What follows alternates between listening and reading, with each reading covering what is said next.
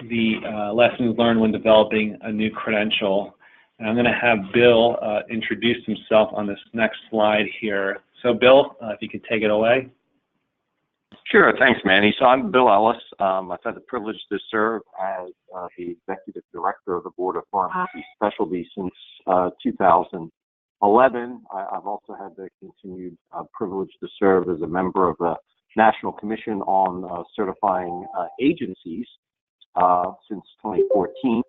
And so look forward to sharing with the group today some of the things that we've learned as we've developed new credentials within the Board of Pharmacy Specialties. We serve the profession of pharmacy, recognizing those pharmacists with unique skills in specialty areas such as oncology and pediatrics, about 36,000 certificates in the U.S. and internationally as well. So look forward to sharing some of our experiences and answering any questions the group might have.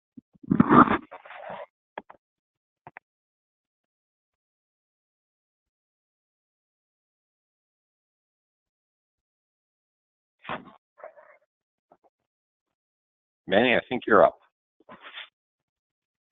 Yes, I'm Manny Straehle. Most of you know me. I have a doctorate in educational psychology with a focus on measurement and psychometrics and evaluation. Before that, I was actually studying to become a clinical psychologist and did everything but the dissertation. And I did focus on psychometrics of those type of instruments as an undergrad, actually, looking at child anxiety and adult anxiety instruments and looking at the validity of those things. As I progressed, I worked at various organizations such as the National Board of Medical Examiners, learned psychometrics there. Then I went and became a consultant at Prometric, and then worked myself at USGBC as their product developer and manager of research services. So I was doing a lot of product development and had a lot of lessons learned in trying to develop a credential from the business side. It's very different, and hopefully Bill and I can give you a perspective on those lessons. I do a lot of other things. You know, I'm a 17024 assessor, like some of you on this call. I'm also have IT certifications. I have a social therapy certification. I worked with the founder there. Actually, that's probably the biggest highlight on this whole thing because working with the founder, he's pretty well known. And then did a lot of other sort of things. We AIR and the combination of organizations I consulted has been over 100. We've done so many job analysis, item writing, item analysis, and so forth. And we like to do a lot of various social responsibility things. And if you ever hear me geeking out on pizza, I could go for hours and hours on what water, what sort of doughs flours to use, and what the temperature of the dough should be, and things like that. Because I do make pizzas. I have actually 2 pizza ovens now. And I like to go and look at presidential libraries if there's a presidential library in that city. I do have a lot of respect for the office of the the presidency. So that's a little bit about me. A little bit more about the Applied Lifelong Learning Institute, which we call the All Institute for short. We want it to be very engaging, obviously. We want it to be meaningful. We want it to be practical. We want it to be applied. We want it to be problem-based in all these sort of webinars and any sort of learning we put together. And then if you look on the right-hand side, these are our upcoming courses. We have translating and localizing your program, your credentialing program. Then we have a whole different sort of shift on the clinical side of things, or HR tool that we developed in-house on feedback. We call it the Straehle Assessment Inventory. And then a really neat thing happening is a Q&A session on July 27th on tips for navigating the accreditation process. And you can read below, and we'll go over that later on after we're done with this presentation. We'll bring this slide up again. So moving into the presentation here, this is lessons learned from what I've gathered in my experiences, not only working as a consultant, on the consultant side, on the vendor side, on the test delivery side, but also actually being a manager of a certification program as a product developer, and managing the existing programs and creating new programs, both as a certification and certificate programs. So I'm going to share some of that sort of knowledge when I was at USGBC, GBCI. The most important lesson I learned over time is to continually ask around whenever you're trying to do anything new in terms of a program, or if it's a brand new program. How do you do this, and why did you do it? Some of the things I remember going through for the first time was translation, and I went to I think it was ATP for the first time, the Association of Test Publishers, their conference, and ICE, and I became really intrigued on how Microsoft and PMI translated their exams and localized it. And their question to me was, can I really afford it? And I didn't realize it was very expensive, not only to do it, but to maintain it, more so than actually putting a program together itself. So it's a very, that's a piece of it that's really important.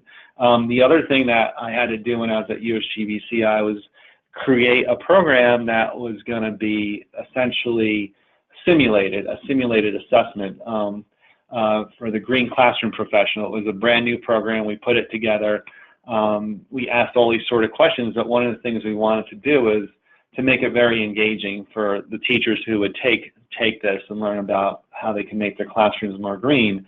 And I learned a lot about simulation and gamification from Jennifer McNamara at Breakaway Technologies, and Sinead, I think McSweeney's her last name these days, from Certiport. I think it was Hogan back in the day. But I learned so much from both of them, learning about how to implement and have a really good simulation gamification program. And to this day, I still use all those folks at Microsoft, like Liberty Munson and the folks at PMI and Jennifer and Sinead, about these things. I'm still asking them questions on behalf of my clients. How do you do this? What do you do? And in the last round of me asking questions, a lot of questions, was around remote proctoring, ATP in March, and asking them, well, why are you not using remote proctoring, was really the question. And I didn't really have a good answer, asking 20 or 30 folks who were directors or executive directors, or even the certification managers, and so the leaders that make these decisions in those programs.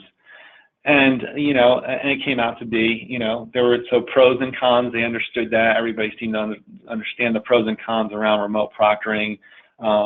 But there was hesitation around it. There are some groups that are doing remote proctoring on their high-stakes exams, but not many. But it's just a really interesting question. So I'm still asking around. So it's a very important lesson. It's a very obvious one.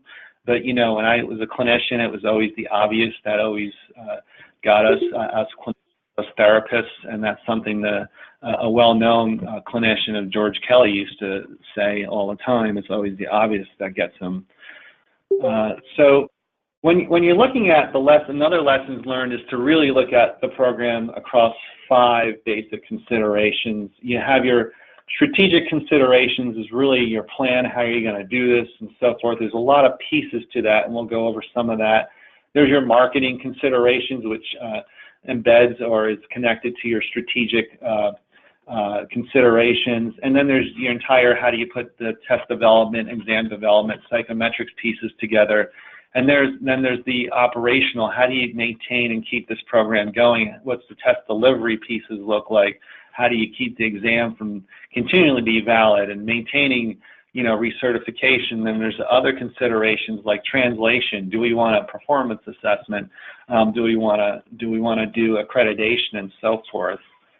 So that's another sort of lessons learned I learned. I didn't realize that there were all these sort of things to early on to putting a certification program together.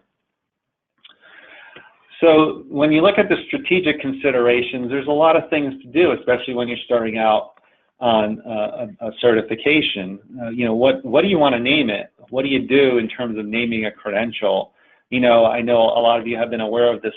Calling something certified in Louisiana might be a whole political game that you're playing, a legal game where you can't no longer, well, you can, but it falls under, it looks like it falls under licensure. So in the state of Louisiana, if that law passes, so that's another consideration you'd have to have, whether you want to call someone certified.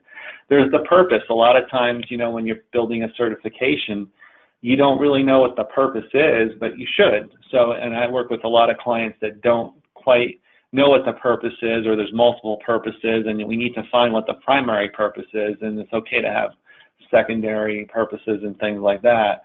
And when you're looking at the purpose, what is somebody supposed to do at the end of the day when they hold that certification? What are they supposed to know in general? What level is it aimed at, and so forth?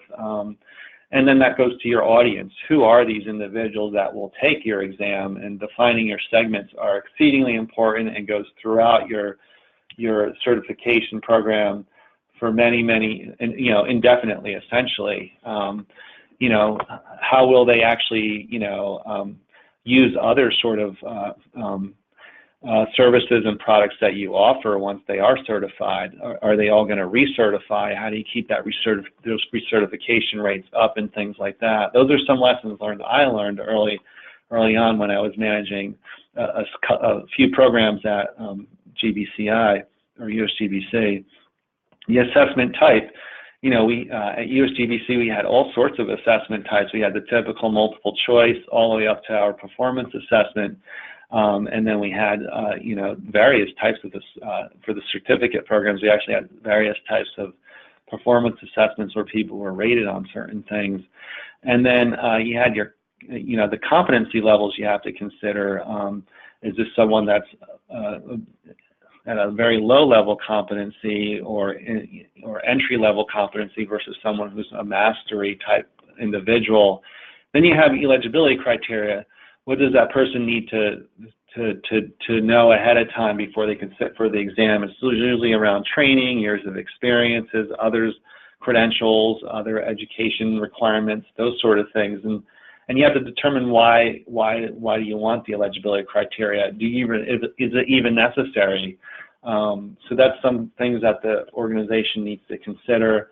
How are you going to deliver this test? Are you going to deliver it paper and pencil, over the internet? Is it going to be remote proctored? Is it going to be in a brick and mortar test center? Is it going to be computer-based testing, CBT? How are you going to maintain it? And then are you going to do translation and other sort of things around it? And is there an accepted body of knowledge? This is something that happens a lot to us when we're consulting.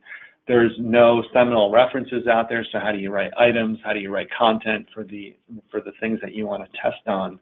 So those are some strategic, this is not all of the strategic considerations, but this is a high level of strategic considerations when you're looking at building a new certification program. So, you have this great idea, you answer some of strategic questions, and you're saying, hey, you get to the point where maybe someone asks this or you ask this, is like, if I really put this credential out there, would anybody really care about it? And who? And do they continue to care about it? And so you have different various audiences that may or may not be engaged in this, and you probably want to try to engage as many groups that you want to. I found, going out to business to business or B2B or organizations to organizations, I'm trying to promote and sell the product to them, and I want them to care early on before I launch the credential. So when we launched the Green Classroom Professionals, we had all the teacher unions behind us, and one or two of them actually endorsed us before the credential was launched, which was really nice to have that behind us. And then there was sort of pricing packages that we offered to them, to their membership for some of these teaching unions. If they took the exam in a certain amount of time, they would get a 50, I don't know what it was, 20% discount and things like that.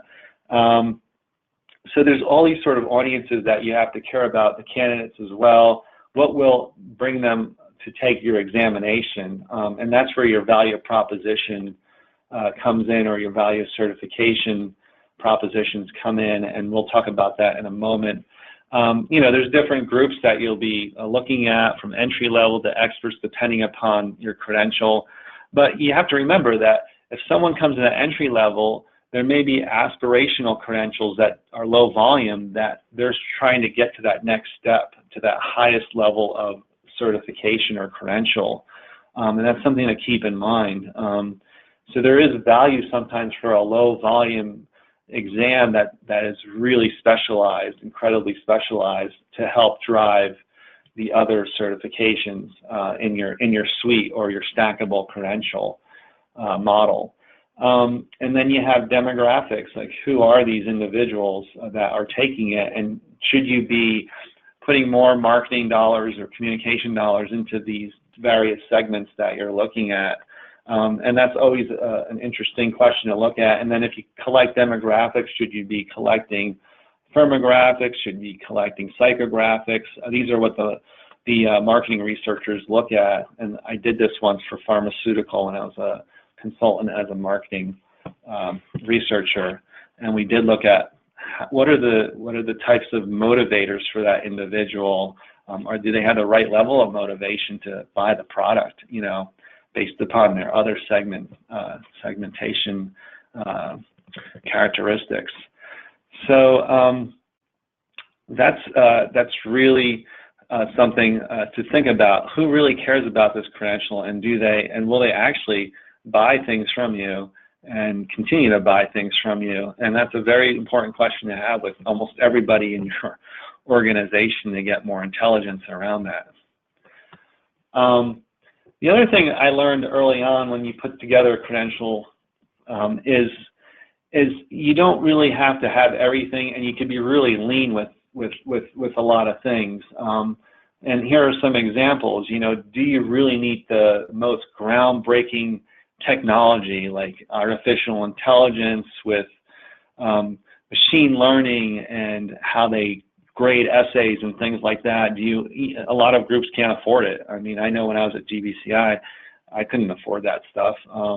But, do you need simulations? We really didn't need simulations for that one exam, but we wanted to showcase it. So, and then eventually they did get rid of the simulations after I left, because it required a lot of maintenance that I was doing to save the GBCI money, and I don't think they understood a lot of how that all worked. There was the translation piece too. It's like, do you really need to translate the exam? How many people in that country actually know English very well enough to actually take the examination in English? So if 95% of that population you're trying to test in that other country knows English, a lot of the Europeans are pretty competent in English in terms of comprehending it pretty well. That means you can actually not translate it in that particular language or adapt it as well. Alternative item types. One of the things you want to look at is, are they really more effective than a simple multiple choice question? And do you need more than a simple multiple choice question? And if you're low volume, why would you want to do that if it's sort of an entry level exam and it's requiring lower cognitive level items? Also, when you look at alternative item types, you probably want to balance the number of alternative item types on the exam. A lot of times we don't do this, and it creates a security issue, because if there's like 4 or 5 drag and drops, most of us will probably remember 2 or 3 of them pretty well on the exam and start talking about it, and that will be an item that may be compromised because it's just it looks like an easy item when it's actually compromised. So those are some things to think about when you do use alternative item types. Performance assessments, they cost a lot of money to put together and so forth. There may be some folks that are doing it at low cost, but I haven't seen much of that. I actually haven't seen any of that, to be honest with you. It does take more time. There's a lot more steps to it from a psychometric point of view and from a logistic point of view, and there's more SME involvement and things like that. So, it brings up costs. So you don't really need a performance assessment. You can just have a multiple choice question exam. And there could be a reason for a performance assessment when I always argue, and you could argue with my colleagues with this as well. But one of the things I look at is criticality. And if the criticality is high, if you don't perform this particular task, it could end up killing someone. If you don't do it competently, that particular task, then there probably should be a performance assessment around it than just a multiple choice question only type of exam. So there is an argument for performance assessment, but do you really need it? Those are the things that you start to need to evaluate. Accreditation, do you really need accreditation? Can you still have a valid exam, a fair exam, a reliable exam without accreditation? Yes, you can. Will you have document management that's still acceptable?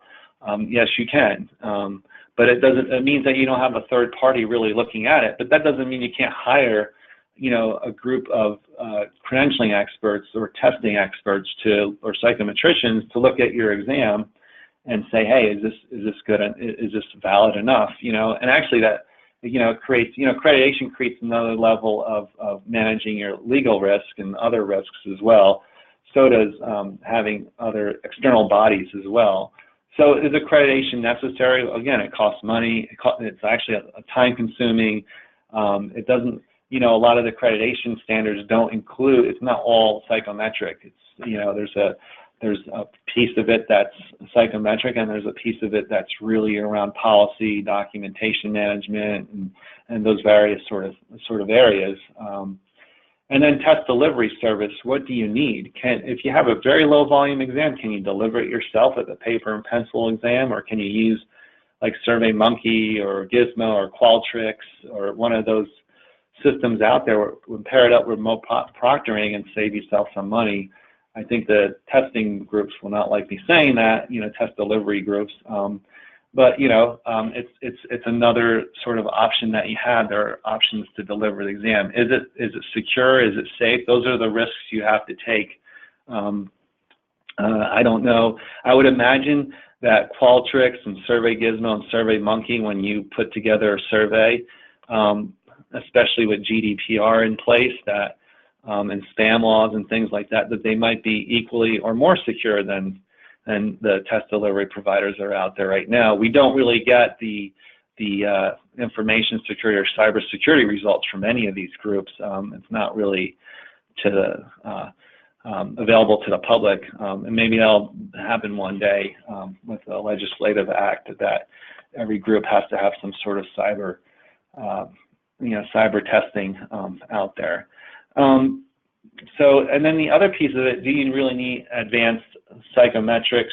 This is, computations that are really costly and things like that.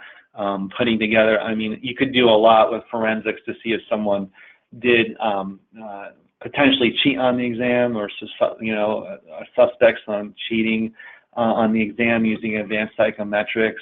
You could use multiple standard settings or passing score studies and things like that. It'll cost you some money because psychometricians are expensive. I know. I hire some of them. I am a psychometrician, so and some of you on this call are psychometricians. So you can see that it could be very costly. And if you're starting to use things like computational psychometrics, which rely on AI and machine learning, that could get very expensive as well, those solutions. And those solutions tend to be, ACT, GMAT, those groups that have already a lot of money in their reserves as well.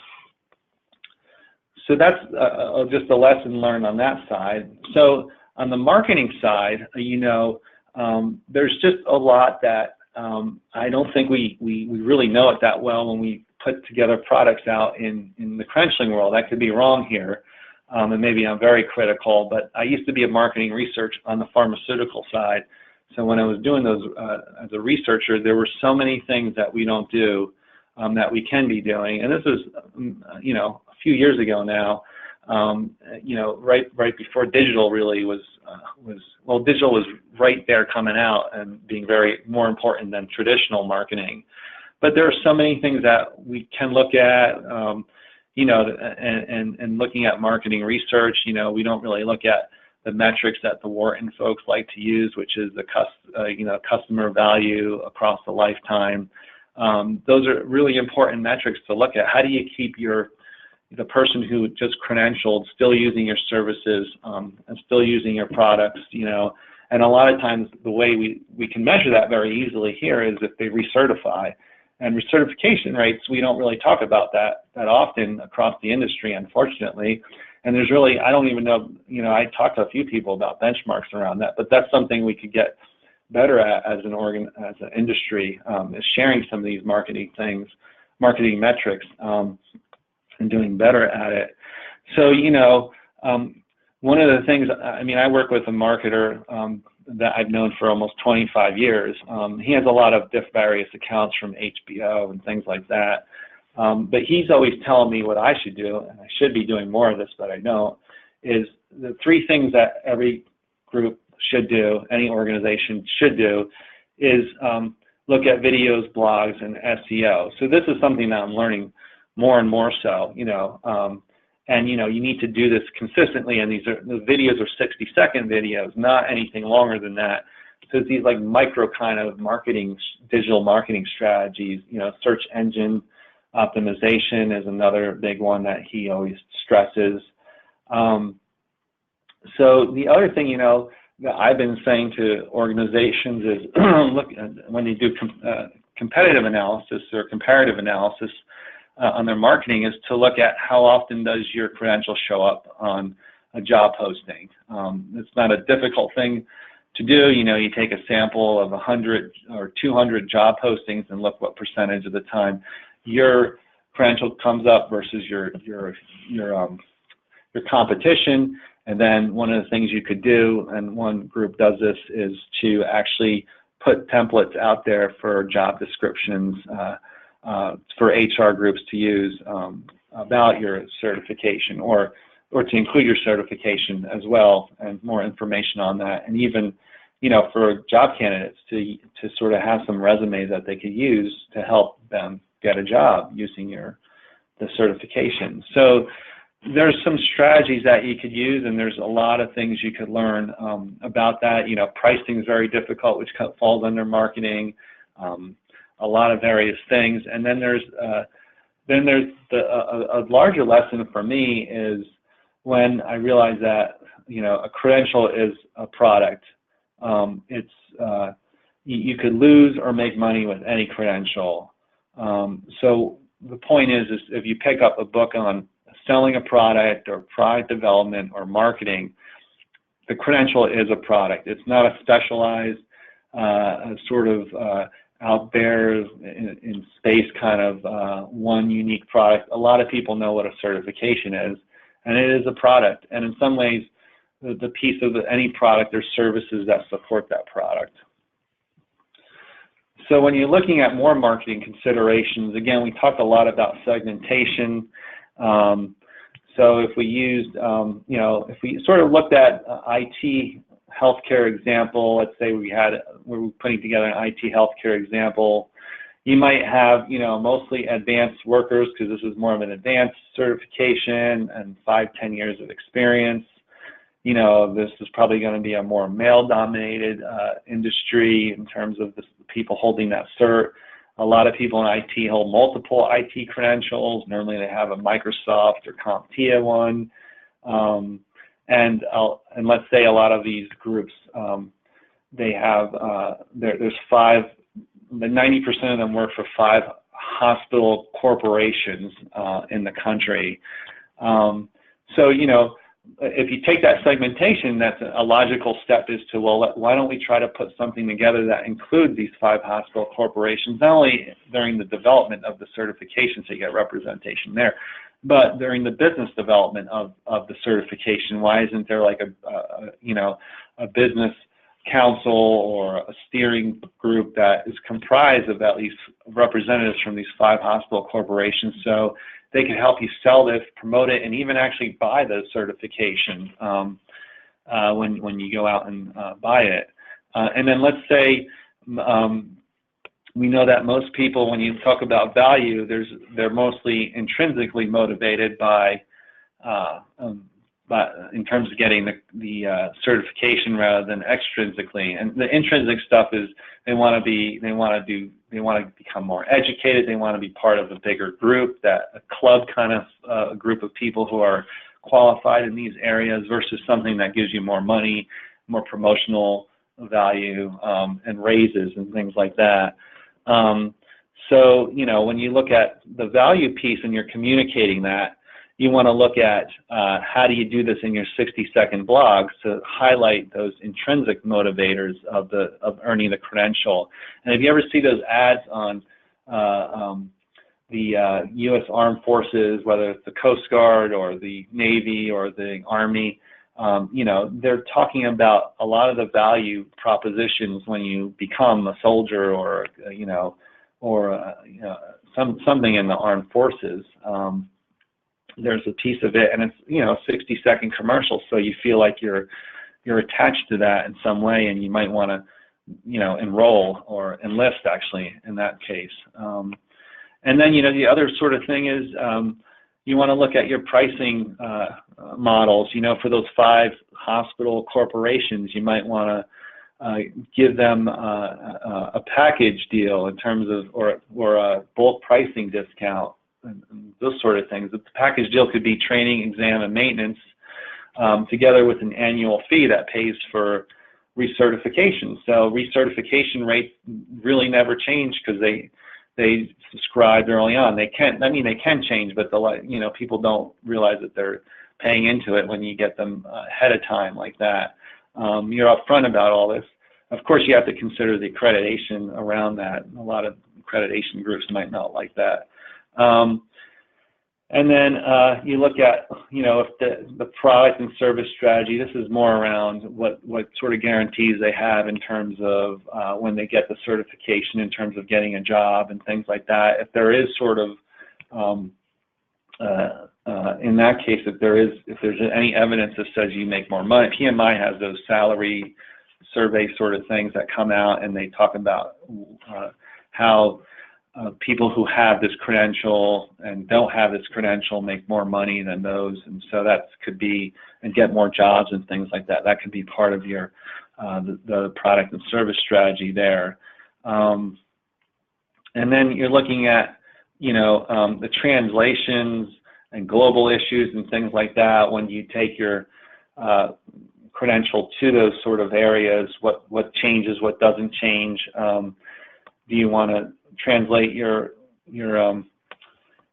certification into a different language? And then there's other sort of considerations too. Does having a accreditation help your marketing efforts? In some areas, nobody knows what ANSI or NCCA are. In some places, they know what ANSI is, and ISO and things like that. So, you want to be strategic about those things. So again, there's more lessons learned around marketing. This is your value proposition or value credential models in terms of why does someone pursue a certification, or why they value it as well. So there's the various things on the left which are more internal, and then there's various things on the left which are more external motivators, and things like that. So we know that the research has shown, particularly in value certification and other psychological research results have shown that intrinsic is a lot more powerful than extrinsic motivators. It's been like that for many years. So that's something to consider when you're looking into your marketing efforts. And then there's more here. This is your communication strategies when you're looking at your marketing Marcom strategies. You have your traditional, which is print, TV, radio, events, direct marketing. Then you have digital, which we talked about, and that's where I put more emphasis with my clients and things like that. And there's, a lot of, in fact, 86% of what has shown is that 86% of the people skip TV commercials, and 44% don't even answer any direct mail. So you want to sort of, that's why digital is very important. And I would avoid some of the traditional things. Maybe traditional works better among certain segments and certain cultures and ethnicities and genders and things like that. So you want to know for that particular group. So that's an important thing to consider there. Another lesson learned is a lot can go wrong in putting together a program. And a lot of times, the 6 or 7 things that are on here, we tend to see a lot of things, with project planning go wrong, in the sense that we can't stick to the project plan because the subject matter experts, we didn't have enough, or it's taking more time to recruit them, or it takes a long time to complete a job analysis survey, or it's something that, the executive team didn't approve of it, or we couldn't sit down with the legal team, and we couldn't sit down with the technology team, and we couldn't sit down with accounting to figure out how to collect money and do the agreements on the website. So there's all these sort of things that come into play when you have a credentialing program that can go wrong. Again, it's the program, not just the certain areas of it.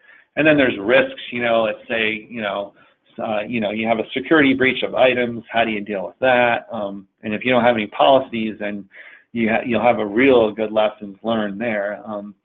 I've had clients where they didn't have a rapid item development piece together, and they didn't have a second form. After they had their first breach, they quickly took my advice that I've been trying to emphasize, and they put together a rapid item development policy. And they know how to do that very quickly, and it's very interesting how they do that. And then there's costs, sometimes it's just cost too much money to do these things, and you had planned all this and spent a lot of time, and now it's just cost too much money. So what do you do? And these things could affect how things could go wrong. We talked a little bit about SME management, but getting the right people to do all this work, and the committed work is just, especially as volunteers, it's just very challenging at times. And recruiting them is really challenging. We do some recruitment on our end, but we charge a lot of money for it. So most groups don't use us for SME management because of that fact. But steering and oversight, that's another sort of thing where you put together the wrong group of folks who are in your steering committee or oversight, and they're delaying a lot of things, and they're maybe aligned really well with your board or upper management, and then so it goes back and forth, and you're trying to push the product forward, and you're getting all these sort of issues. When I put together a steering group, I want to pick individuals, usually 3 to 5 folks, and I want them to have the ear of the CEO, and I want them to have the ear of the most influential board members as well. And I also want them to be reasonable, and so that they could move it in the direction that makes sense for everyone. So, and they'll actually hear me out as their vendor, and they'll maybe hear you out if you're their product developer or certification manager or director. So it does present a lot of challenges if you have the wrong type of composition for that group. And it's not easy to sort of select those individuals, but I'm very particular because I had a difficult steering committee at one point in my career when I was putting together a credential. And then there's vendor selection. Those things could go wrong on so many levels when you work or select a vendor. If the vendor doesn't, there's something that goes wrong, and who's responsible if the items were compromised at the test center, for instance? Is it the vendor? Is it who is it, and what happens next, and how does the vendor take care of this, and all those sort of things. And in fact, I usually ask those things when I evaluate vendors on behalf of clients.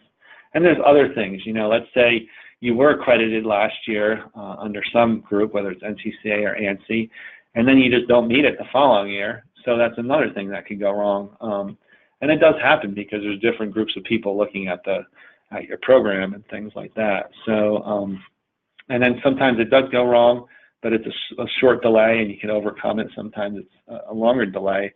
Some of these things are difficult to predict. And again, it's a product. It's just like, the iPhone had issues with iPhone 6 and the battery. So there was something that went wrong. So, and then Samsung had the batteries explode, I think, and that's another thing that went wrong, and it has a higher level of risk. So what do you do? And then, this is, I'm always weary of technology and anything that's new, and sometimes they're established technologies. You want to figure out how can you hold any of your vendors really to their promises or to their agreements, essentially. So, like I said earlier, if my items are breached, what will happen is the question that I ask the vendors. What happens operationally? Do they suspend my test? What are the legal sort of things that they can help me with? Do they help me pursue this candidate legally? Do they help me financially now I have to put a whole new form out there? Do they help me financially? Do they have insurance that sort of, because the error occurred on their end, errors and omissions, do they have any insurance around that? And other sort of things that you could argue on your end, So it's just a difficult place to be if you have to be there with a vendor. But at the same time, you need to know what your agreements are. You have these service level agreements. If you do have any, you have vendor evaluation periods if you do that. So it's these various things, and it's always good to just have a good dialogue with them to see where you are, see how they handle these things. And the more information you have before you sign with that vendor, the better it is on how they handle these things. Obviously, they're going to have a skilled sales team that'll tell you a lot of great things, but you really need to know the examples, and then you really have to reach out to their references and ask their references if they ever experienced these sort of things. I don't think it happens a lot, but it may. So just find ways to hold them to their promises. And it could be small things, it could be larger things. Hopefully most of these things will be small, but I've been there where it was large things, and that's never a fun place to be. Again, when you're recruiting SMEs, they do affect your timeline, so be realistic. Sometimes it takes longer depending upon what your pool of SMEs are and who they are and where they're located and where you're having those meetings, whether it's virtual or in some area. And a lot of groups, pick places. A lot of times it's in North America, so you pick places that are, easy for most groups to come to and also fits within your budget. So these things are very important to consider, and a lot of you know that. But, again, stating the obvious is always obvious. And putting a credentialing program or product together it's expensive. I think most of you know that.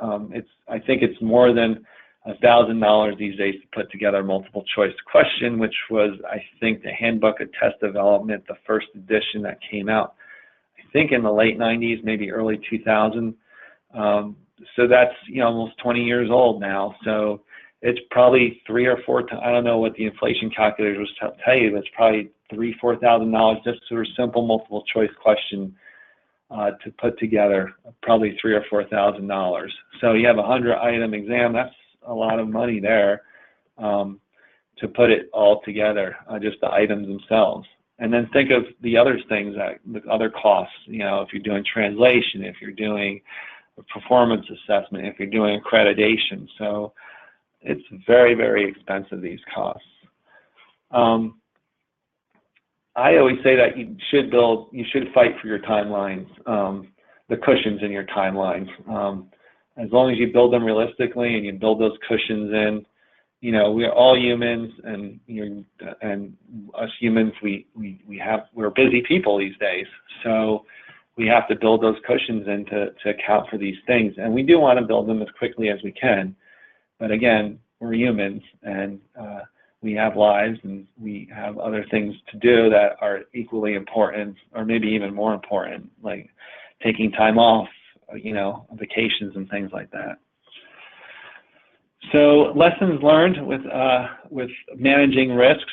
So a lot of times you're balancing a lot of these there's more risks here than I could type out, but for the most part, you're balancing the cost of the program. You're balancing whether the level of validity. The more validity you probably add into a program, the more cost it could become. And then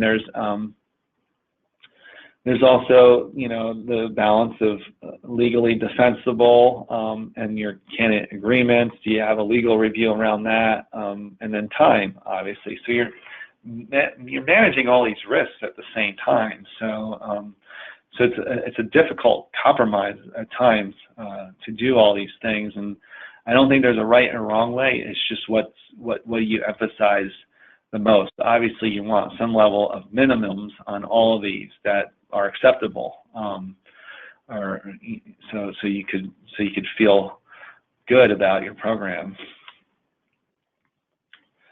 The lessons learned around psychometrics. You don't always need 300-400 items on a form. You might be able to reduce the number of items, and that'll save you some money, some time, some SMEs, resources and things like that. You should be using you should at least have one backup form. So you should always have 2 forms at minimum, and this is all volume based. So, and this is what clients have told me they learned after they gone through, our psychometrics and things like that. There's many methods that exist, and it also depends upon the level of stakes the exam is, and the accreditation goals. Like for instance, accreditation, if you do some esoteric sort of thing, it's difficult to, let's say you came up with a new passing score study, it's very difficult to have that go through accreditation because no one has ever heard of it, you just invented it, and there's no research that you've shown in a peer journal. So it hasn't really been validated in the world of the industry of psychometrics or psychometricians. So you have to find a way that might prove your method to be acceptable. And then, performance assessments, you don't really need them sometimes, many times actually, in my opinion. Again, you have to evaluate whether it's necessary for the scope of your program and the level of criticality that that credential holder will have. So just look into evaluating that. There's evidence that shows that sometimes a multiple choice question is equally or more effective than a performance assessment. But if you think about it, the quality of the multiple choice question might be very high, and the performance assessment might be very low. So, the quality things have to be there. So there's an argument for and against, the use of a performance assessment if you don't have the resources for a lot of these things. And then looking at globalization, we know that globalization, when I looked at it and tried to translate those programs that I was responsible for at USGBC and the programs that I work with my clients, it's very expensive. Do you really need it? How many candidates do not speak English in that country or comprehend it really? Translation and localization does require other materials to be translated, so that's something to keep in mind. It's not just the exam itself. It's the website, candidate handbook, application, score reports, and so forth. You have to make it fair. So in that way, you should translate everything that is associated with that exam. And then if you just do a Google translation, which is machine translation, it's not always precise, and sometimes a lot of times it doesn't localize. So you might be insulting someone by accident through machine translation. And then it does require extra psychometric analysis. Reading load times are different. We know in the German language you have to add more time to tests. for the most part. You might be able to get away with it depending upon the candidates, but you sometimes have to add load times because the language requires a longer amount of reading times. And then sensitivity and fairness reviews, you have to avoid offensive content that would happen in the localization, so you might have to take the item off the exam because it's just offensive in that part of the country, or the world, I should say. And then when you're doing the business of it, partners and somebody on the ground in that region, the more maturity that an organization has, the less likely they are to use partners. Instead, they hire actually individuals who are savvy at developing those relationships in those regions. And then the question that I asked when I was starting to ask PMI and Microsoft, why do they only test in only a few languages? And that's an interesting question to look at. So if you're translating in an esoteric language and you have 2 candidates a year, I would question why you're even doing that. You know, and can you sort of offset the costs to the region? Some groups have chapters, so sometimes the chapter insists on that language, and if they're willing to pay for part or all of it, the translation cost, then that could be another way to offset the cost of your program. So there's a few ways to do that, to offset costs.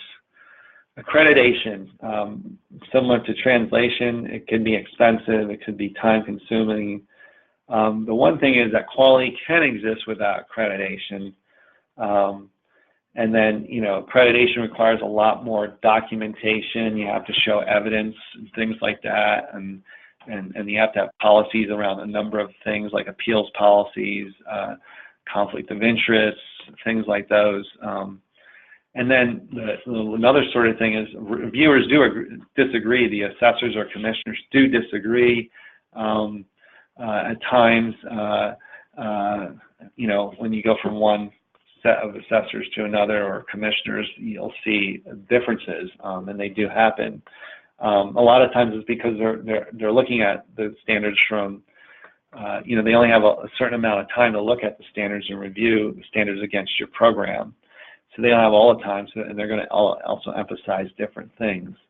And, you know, to be honest, some of these standards are difficult to interpret, and there's a lot less guidance in certain clauses in one standard to another. So, and it is an iterative process of updating these standards. So I think every time they do an update, the standards do become more clear, but they do also add things to it. So those new things can be unclear or clearer. So there are some issues with any sort of standard and meeting those standards, obviously, in terms of trying to interpret it, but there's a lot of time involved, there's a lot of expenses and things like that. So just keep that in mind. For smaller volume groups, it becomes more, I think, more challenging from time, costs, and meeting some of the psychometric requirements in terms of the number of people that need to be tested, although that's getting better, I think, in my mind. So at this point, I talked about the lessons learned I learned throughout my career in various roles. I'm going to switch this over to Bill, and he's going to share his experiences of his lessons learned at this point as he walks through some case studies within his current role. Bill? Thanks, Manny. I'll let you draw the slides. Yeah, I guess I just want to make one quick comment about accreditation, because as you know from my intro, I have to admit some bias there serving on the commission.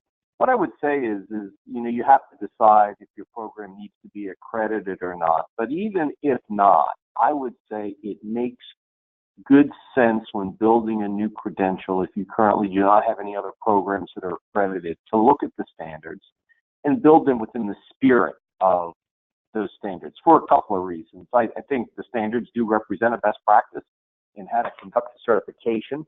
And then another kind of practical reason to at least look at them and model what you might be building to generally meet the standards will make it easier that if at some point in the life cycle of the credential your organization or certifying agency decides you want to pursue accreditation, you will already be in pretty good shape to do that, maybe making what would amount to more minor adjustments as opposed to having to do some things that you've maybe never done before. So again, I think that's a very individual decision based on programs, but that's something that I would encourage programs that are pursuing a new credential to consider. So even don't pursue it. Think about maybe building it with an eye towards meeting those credentials, because it represents a pretty good framework on how to build a quality certification program. So anyway, that's my comment on accreditation. I think my comments in general throughout the balance of this program really fall into the category of you have to know your own candidate population, the profession that you're serving, the stakeholders whose needs you're meeting. And it sounds simple, but I really can't overemphasize that enough if you're going to be successful. The more you know about your market, the more creative you're going to be able to be, the more innovative, and I think ultimately the more successful. So that's I guess, a pretty basic or simple piece of advice, but I would encourage programs that are looking to launch a new credential to drill down into that. So, Manny, if you could advance to the next slide. So how do you do that, right? What are some of the things that you could do or that we've done? I would say as an organization, thinking about sort of environmental scanning or tracking sort of emerging issues. Sometimes you can find those things in the legal or regulatory environment. Sometimes there's problems that are in need of a solution. For example, in our organization, one of our newer credentials we'll be testing on this year for the first time is infectious diseases. Infectious diseases is a big deal in healthcare these days. Resistant infections. Most institutions have programs to try to manage infections. So within our little world of pharmacy and healthcare, we were able to identify that infectious diseases was an important issue within healthcare organizations, and that pharmacists played a role in that because, as it stands to reason, most infections are managed by medication. So that's kind of how we ended up there. But it was really through looking at problems in need of a solution and looking at sort of the professional environment as well as the legal and regulatory environment. So that can be a source of ideas for new credentials, or maybe can further reinforce the need for a credential that you have or are developing or maybe just have developed. How do you get input, sort of broadly too? Even though they're kind of around there in the industry, as a certifying agency, using things like think tanks, focus groups, maybe a futures committee, you can call them a lot of different things, but get really smart people in a room and pick their brain. Again, not something that's really rocket science here, but I think just a good management principle to harken back to my first comment about really knowing your market. So these are just some tools that you can use to know your market. And you can draw off of some things you've already done, including ROI on any of your existing certifications, assuming that, for a certifying agency, it's probably going to be in the same general space. And this is, I think, a challenge for us in the industry in general, right? I don't know that any of us have enough ROI data on our existing certifications or on the value of certifications.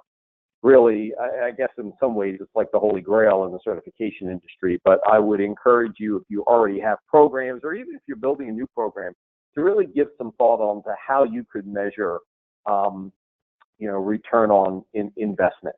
I attended a value certification conference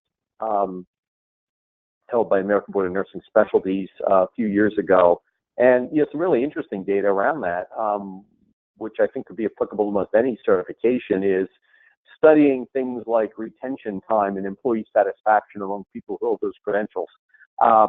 Sometimes it's hard, to get the dollar value, but most institutions that have an HR department can tell you what it takes to recruit and retain someone and what is the cost to rehire in a position.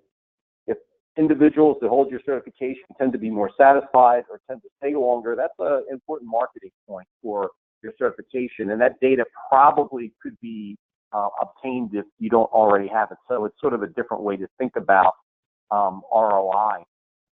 And so I throw that out there for the group to consider.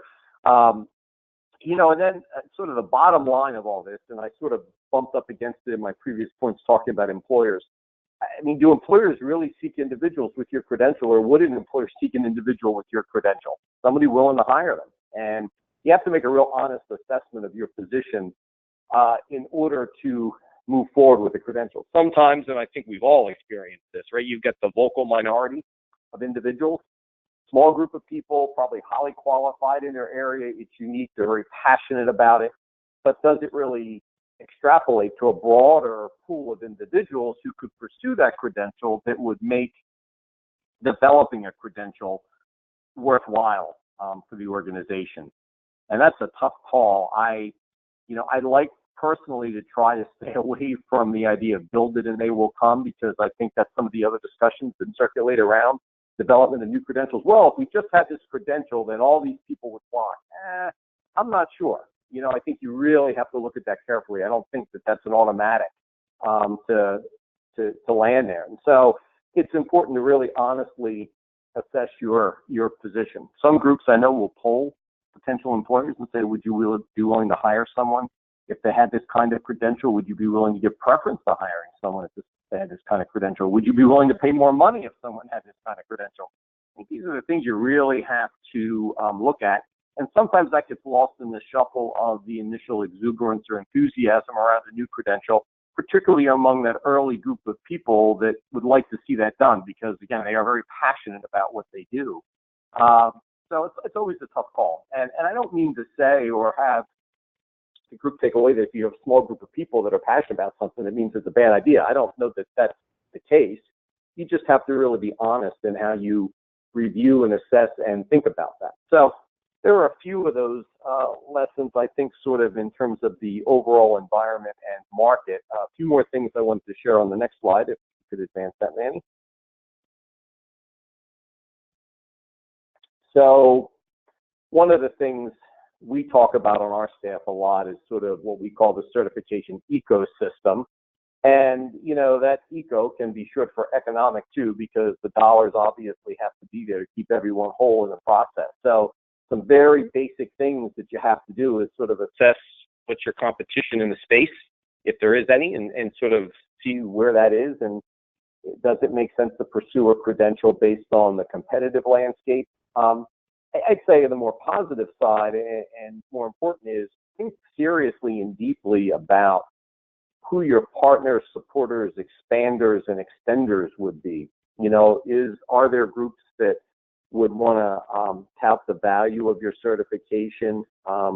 It might be willing to support it in different ways,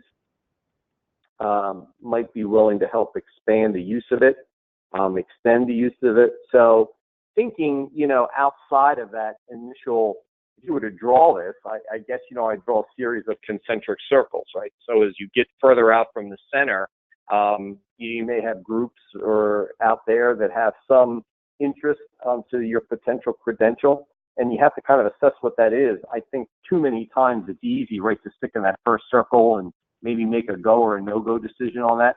Make a decision to move ahead. Obviously, you've assessed that and you've got a pretty strong core there. Maybe the circles in the next few levels out aren't as important, but unless you're really sure you have something that's going to stick in the market, it might behoove you to look a couple of levels out to see who else may be interested in this as candidates and as supporters, as employers, those sorts of things. So thinking about that in terms of the ecosystem in which you operate, the business environment in which you operate is really very important, I think, to overall success. And we work hard in our organization to work with multiple stakeholders in many different aspects of the pharmacy profession, and don't stay localized in just one area. That's kind of a simple approach that we've used that may or may not fit in your organization. Again, I think to my original comment, you really have to know your market and who the players are in your market. Next slide.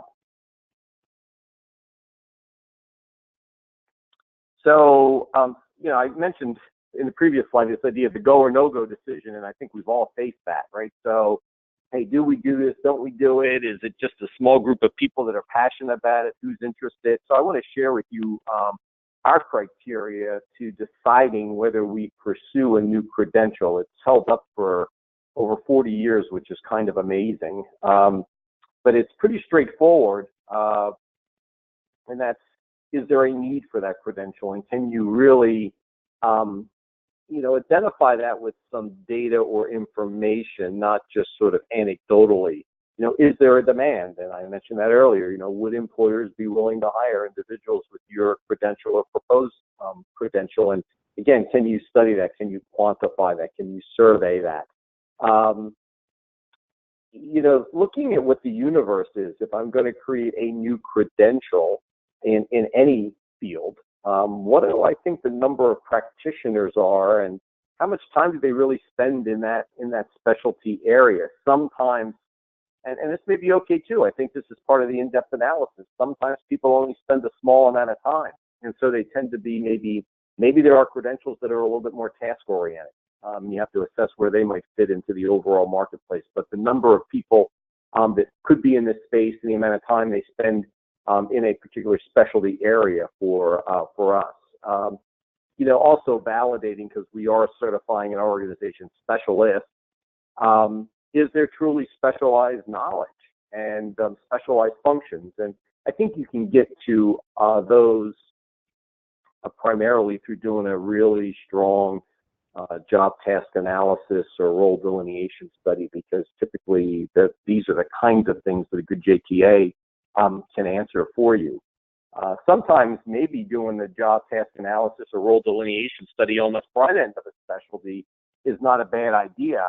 Not an insignificant investment to do it the right way, but we often refer, sometimes you may do it yourself too, you refer to role delineation studies as RDS, and sometimes I'll refer to the RDS as their research and development study, because quite honestly, if you can't do a role delineation study and say, yeah, these are the knowledge and tasks and functions and skills that are needed, you probably don't have, a strong case for a standalone certification if you can't get consensus around that. So I think the idea of knowledge and functions, and maybe thinking about doing a role delineation study even on the front end is not a bad idea. Not that you wouldn't normally have a role delineation study early on in developing any certification, because you obviously would, but I'm talking about doing that with the idea that we may do this and decide not to pursue the development of a credential. So it's a different way to think about the use of the role delineation study. It's still positioned obviously at the front end, but really not saying, well, just because we've committed. And I think that's hard for organizations, right? If we're going to commit X thousands of dollars to do this role delineation study, there's almost some pressure to say, well, we better follow through.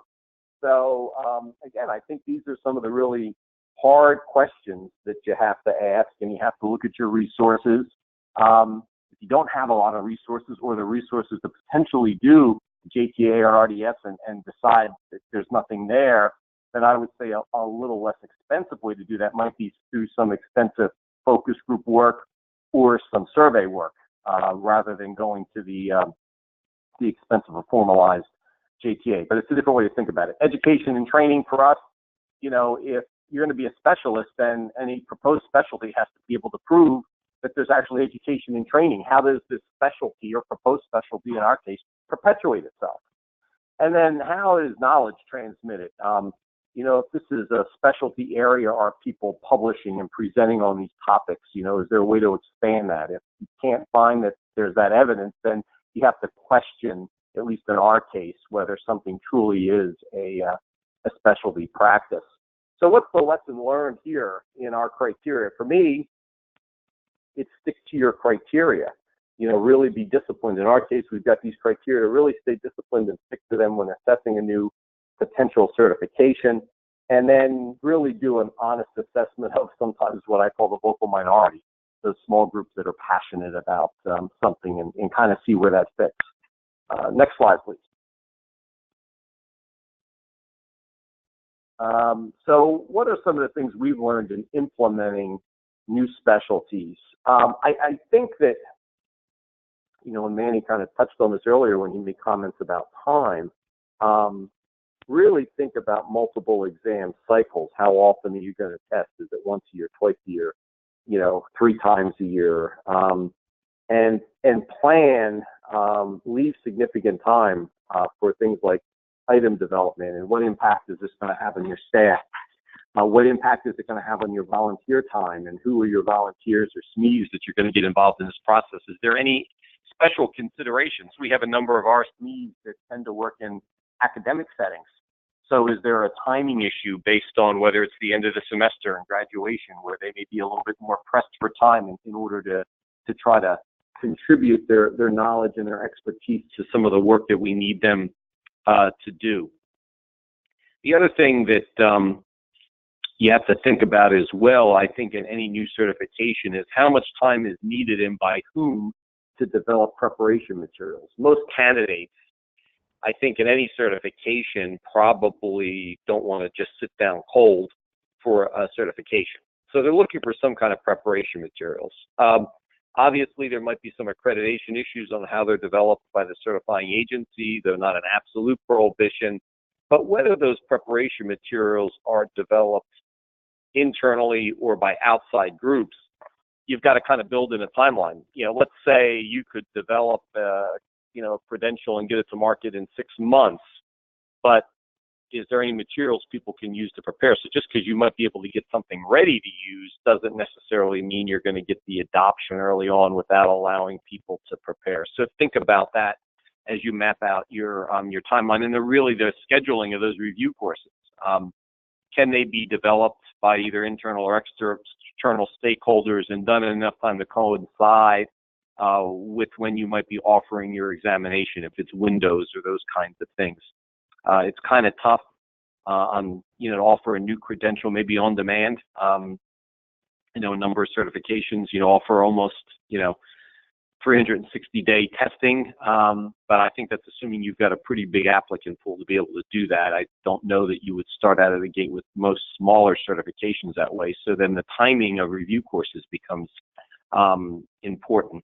And then, the other thing, again, very simple, very basic, but sometimes when we get caught up in the enthusiasm to develop a new credential, we may not leave time to general marketing and promotion. And thinking, again, one of Manny's earlier slides, he said that sometimes the marketing and promotion doesn't get paid the attention it needs to in our work generally as certifying agencies. So you need to say, well, where would I market and promote? I mean, are there major meetings or gatherings of people in your professional area that you need to be at? And how far in advance do you need to plan to be there? And what's going to be your level of participation? Are you going to use print ads and maybe their on-site program or on some web-based advertising? And usually those things happen in advance. Is there an exhibit program? Do you have exhibit materials?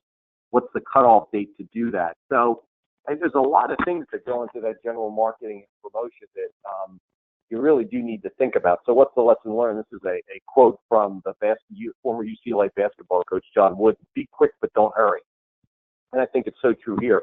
You don't want to take 10 years to get to market with a credential, but you also don't want to move so fast that you make some mistakes or don't allow some of these things, particularly that what we talked about earlier on in this slide, staff and volunteer time and item development and prep materials and marketing, to happen. So be quick, right? There's a sense of urgency, obviously, when you make the go decision to do that, but you got to be careful that you're able to dot the proverbial I's and cross the proverbial T's in order to do that.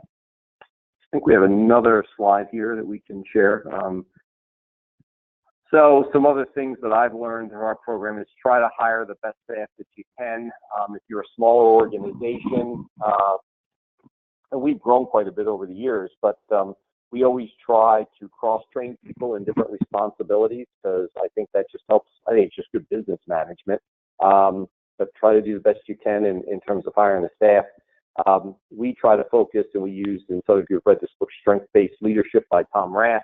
It kind of focuses on what people really do well, and you want to maximize those things that people do well. And so it's kind of an aside here. I think it's just fits in the category of maybe running an organization that's effective and efficient. So you haven't read it, it's pretty easy to read. There's a survey was developed that by Gallup that kind of assesses your strength, and you'll see them. If you're not familiar with it, some people will put their 5 strengths on their business card or in their email signatures, but it's good stuff, and I would encourage you to think about it if you're not familiar with the Strength-Based Leadership by Tom Rath. And then I would say empower your employees too. I think it's important to empower staff to bring their ideas, their perspectives. Sometimes they're closer to potential candidates in the field than some of us may be based on our administrative positions. I'm fond of the saying and try to live by it, at least within our organization, that a desk is a dangerous place from which to view the world. So trying to get that outside perspective. I think it's important for each of us to do that individually, but you can gather that by having your staff empowered to bring new ideas, pieces of information they may gather in their day-to-day work. I'd say look for efficiencies. If you have multiple certifications, we often run side-by-side or concurrent meetings. So let's say we have to do a function, maybe it's item development for 2 specialties, or maybe it's exam construction, any of the things that you might need to do. Instead of running 2 1.5-day meetings, we'll combine them into a 3-day meeting. Not combine the work, but meeting 1 for certification, 1 would start on a Monday and end Tuesday afternoon. Certification or credential number 2 might start Tuesday afternoon and to close the business on Wednesday. So this way you've eliminated some travel time for staff, or maybe some of your psychometric or other consultants are making 1 trip, 1 set of plane tickets. Sometimes you can leverage hotels, because instead of trying to meet minimum food and beverage requirements that you might not be able to meet with 1 meeting, you can sometimes negotiate that. Room block pickup. I mean, these things aren't real sexy. I mean, when we talk about certification, but I think they're really important on the business side to be efficient, to be cost effective. And so sometimes there's transferable experiences too, depending on the nature of your certification and the candidate. If they're in a similar space, sometimes, we'll do a joint dinner between 2 groups and they can just kind of compare ideas, the network, even though they're separate credentials. I found that as professionals in our case, they like interacting with each other. So that's sort of an intangible. And so sometimes they help inform each other. And I would say, and Manny had also touched on this, think about embracing innovation in a manner that makes sense for your organization. Be innovative.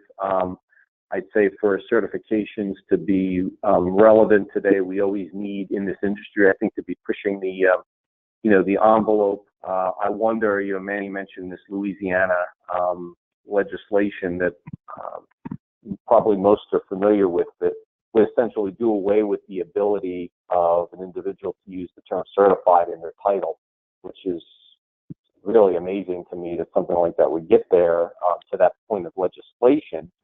But it makes me wonder if collectively we're not doing a good enough job to talk about the value of certification and to be somewhat innovative in how we test. And it allows people to form opinions about certifications that, frankly, I don't believe are accurate, and probably most people on this call don't believe are accurate.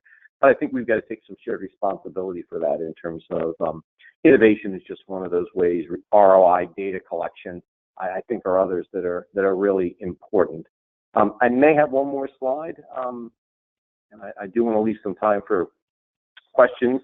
Let me just conclude before we go to questions to reiterate how I opened. I can't stress enough about really knowing your market and your candidate pool and the stakeholders, and really invest some serious time and effort, and to the extent that you have other resources to bring to bear, because knowing your market deeply and completely, I think, will correlate into the success of any certification that you choose to launch. So I hope that some of my experiences and the observations that Manny and I shared were helpful. We've got 10 or 12 minutes left here if there are some questions, and so I'll turn it back over to you, Manny, to kind of moderate that for us. Well, thank you very much. We're going to just open this up to questions now. So